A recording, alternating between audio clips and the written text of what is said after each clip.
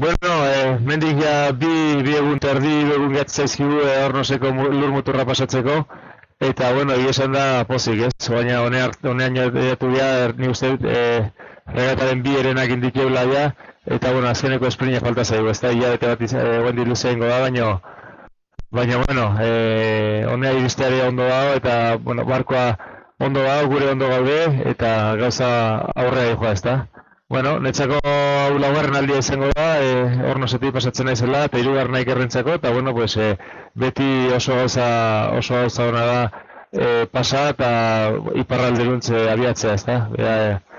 Hemen hotza esente daukegu guain laugara du barku barrun, así que, bueno, ya gogo askokin hori pasa, problema hondik ez daukegu, ze, bueno, ekaitza dator, eta, bueno, pues, aize esente izango dugu, baina, problemi gabe pasatzen deun, eta ja, pues, goraka jutegean, eta, bueno, kontatuko izan da, berzen moduz.